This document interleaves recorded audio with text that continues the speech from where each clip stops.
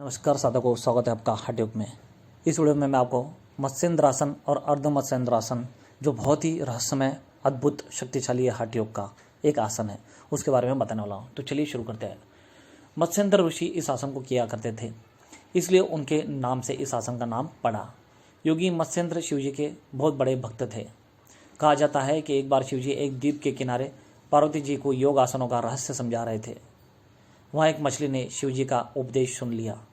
शिवजी को यह बात मालूम होने पर उन्होंने मछली को जल के छींटे मारे, जिससे वह मछली योगी हो गई। इसी कारण उन योगी का नाम मत्स्येंद्र पड़ा, यानी कि मत्स्येंद्रनाथ। और यही योगी आगे जाकर बहुत बड़े हठयोग के नाथ संप्रदाय के योगी हो गए और इनके शिष्य गोरखनाथ जी हो गए। तो यहाँ पर आगे बताया गया है मत्स्येंद्रासन क्या है, कैसे करते हैं। पश्चिमोत्तासन और हलासन से रीढ़ आगे, वहाँ धनुर, भुजंग और शलभासन में पीछे मुड़ती है। रीढ़ को केवल आगे वहाँ पीछे मोड़ना ही पर्याप्त नहीं है, न इससे पूरा लाभ ही होता है, उसको दोनों बगलों की तरफ मोड़ना भी आवश्यक है, ताकि मेरुदंड लचीला हो सकता है। मत्स्येंद्रासन से इस कमी की पूर्ति हो जाती है। चलिए विधि इसका बताते हैं। पहले आसन पर पैर फैलाकर सीधे बैठ जाइए, फिर बाएं पैर का पंजा उठाकर दाहिनी जांघ की जड़ में रखिए। पंजे का तलवा पेट से मूत्रेंद्र के ऊपर या पेट से मिलाकर रखें। समझे? ध्यान से सुनिए, समझिए और पढ़ लीजिए। अगर से फिर भी नहीं समझ में आया तो यहाँ पर मैंने चित्र डालने का सोचा था, बट मैं भूल गया किसी कारणवश।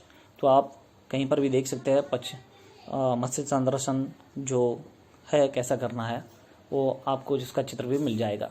अब दाहिने पैर को बाएं घुटने पर इस तरह रखिए और पैर खड़ा रहे और उसका पंजा घुटने के सहारे बाहर की ओर जमीन पर जमा रहे। इसके बाद बाएं हाथ को दाहिने पैर के घुटने के बाहर से ले जाकर उसका अंगूठा मजबूती से पकड़े। दाहिने पैर दृढ़ रहे। अब दाहिने हाथ को पीठ की तरफ घुमाकर ले जाइए और बाई एड़ी को पकड़े, जिससे मुंह और शरीर दाहिने बगल पीठ की तरफ घूम जाते हैं। ध्यान से सुने और समझे, इसमें गलत बिल्कुल भी मत करना। बहुत ही सही, बहुत ही रहस्यमय और शक्तिशाली आसन है। यहाँ रीढ़ को मरोड़ो और नासिका के अग्रभाग पर दृष्टि जमाओ। छाती और गर्दन आगे की तरफ होनी चाहिए।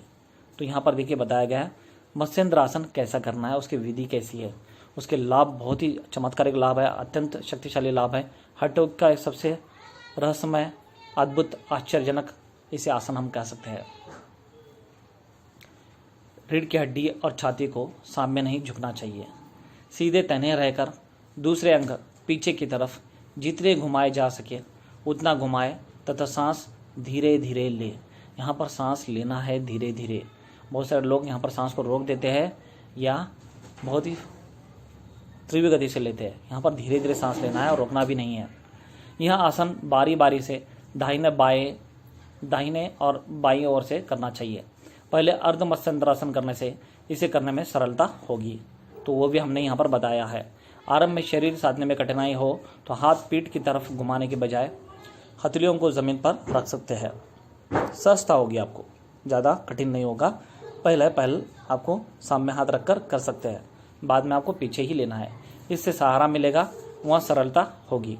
अभी इसके लाभ। इस आसन से मेरुदंड का पूरा व्यायाम हो जाता है, वहाँ पूरी तरह घूम जाता है। मस्तिष्क से प्राण नाड़ी निकलती है, वहाँ गले के पीछे से जाकर मेरुदंड से मिलती है। मेरुदंड इसी तरह लगभग 32 मणियों को मिलाकर साइकिल की चेन की तरह एक दूसरे में फंसती चली जाती है। इसलिए हम मेरुदंड को सब तरफ घुमा लेते हैं। इस आसन से पूरा मेरुदंड शुद्ध और कार्यशील रहता है, जिसका प्रभाव यह होता है कि मस्तिष्क तेज और चैतन्य रहता है। इसके सिवाय पेट, पीठ, हाथ, पैर आदि सब शरीर के स्नायु खींचने से रक्त शुद्ध और सब निर्मल हो जाते हैं। इस आसन से जटाग्नि प्रदीप्त हो जाती है। पेट वहाँ आंतों के जो अंग है उनको सशक्त होती है, और यानी कि उनको शक्ति मिलती है।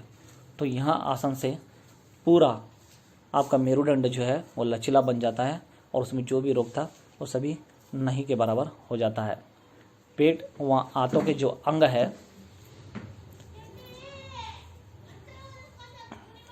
रोग, यानी कि पेट व आंतों के अंग रोग, आमवात, कमर दर्द, कृमि रोग आदि नष्ट हो जाते हैं। और बहुत सारे रोग हैं जो यहाँ पर नहीं कहे गए वो भी नष्ट हो जाते हैं सिर्फ मत्स्येंद्रासन एक करने से। जोड़ गतिशील हो जाते हैं, यानी कि लवचिकता बढ़ जाती है, गठिया दूर हो जाती है, मूत्रेंद्रिय पर एड़ी के दबाव से रक्त का दौर पीछे की तरफ होने लगता है, जिससे पीठ की सभी प्राणवाहक नाड़ियाँ पुष्ट होती है, कुंडलिनी जागृत होती है। तो यहाँ पर देखिए कुंडलिनी का भी जागृति हो जाना यहाँ पर बताया गया है मत्स्येंद्रासन से। इसका समय क्या है, कब करना चाहिए? 2-3 सेकेंड से आरंभ करके क्रमश बढ़ाकर 3 मिनट तक बढ़ाया जा सकता है, यानी कि पहले 2 या 3 मिनट से करते हुए आप इसे 3 मिनट तक बढ़ा सकते हो और बारी बारी से दाई और बाई ओर से करना चाहिए। अभी इससे पहले अर्ध मत्स्येंद्रासन आप करना चाहिए, उससे आपको सरलता होगी, तो वो उसकी विधि यहाँ पर बताई गई है।